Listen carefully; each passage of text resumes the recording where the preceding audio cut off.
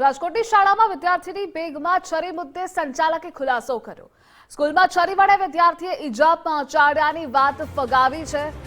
આશીર્વાદ સ્કૂલના સંચાલક વિરેન્દ્ર પટેલનું નિવેદન સામે આવ્યું। ધોરણ 10નો વિદ્યાર્થી સીન સપાટા કરવા છરી લઈ આવ્યો। ઈજાગ્રસ્ત વિદ્યાર્થી માનસિક અસ્થિર, તેને બેન્ચ વાગી હતી। છરી લાવનાર વિદ્યાર્થીને એલસી આપવામાં આવ્યું છે।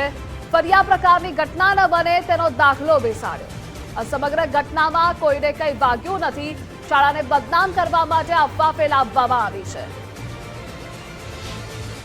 ક્લાસની અંદર રમત કરવા માટે થઈને કાઢી હોય કદાચ, અને એક વિદ્યાર્થીને અડી ગઈ, એટલે પણ એ જે વિદ્યાર્થીને લાગી હતી, ઉદેશી જીગર કરીને છે, એ વિદ્યાર્થી અમારી પાસે નીચે આવીને એવું કહેતો હતો કે ભાઈ મને બેન્ચ લાગી છે, એટલે અમારા સ્ટાફે એના પટ્ટી મારી દીધી કે ભાઈ બેન્ચ લાગી હોય તો બીજું તો શું, એમાં પટ્ટી મારી દઈ।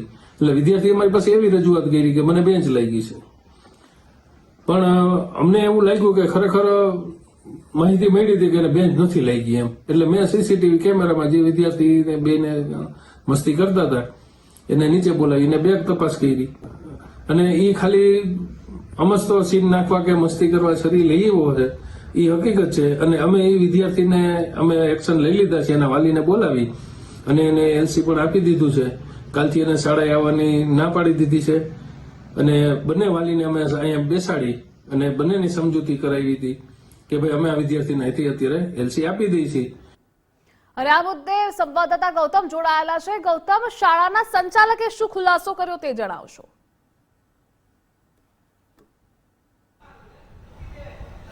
જી ચોક્કસ, રાજકોટની શાળાની અંદર આ ઘટના બની છે। આમ તો શાળા એ સરસ્વતીની અને વિદ્યાનું માધ્યમ ગણવામાં આવે છે। અહીંયા સરસ્વતીની પૂજા થાય છે, પરંતુ રાજકોટના રેલનગરમાં આવેલી આશીર્વાદ સ્કૂલ છે કે જ્યાં વિદ્યાર્થીઓ છે તે છરી લઈને શાળાએ આવતા હોય પ્રકારની ઘટના સામે આવી છે। આ જે શાળા છે તેના સંચાલક દ્વારા જે ખુલાસો છે તે કરવામાં આવ્યો છે સમગ્ર ઘટનાને લઈને, કે જે વિદ્યાર્થી છે તેને કોઈ ગંભીર ઈજા નથી થઈ।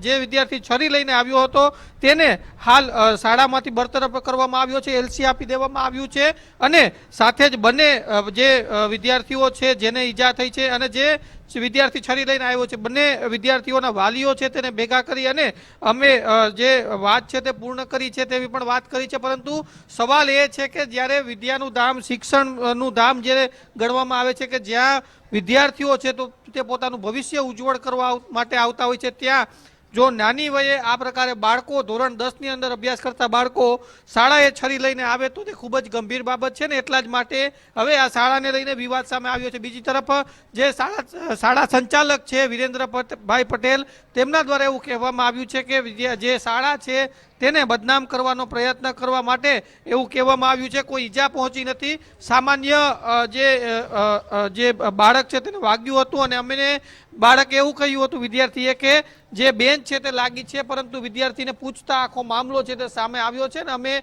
આ મુદ્દે કાર્યવાહી કરી છે। જી ગૌતમ, જોડાવા બદલ આભાર આપનો।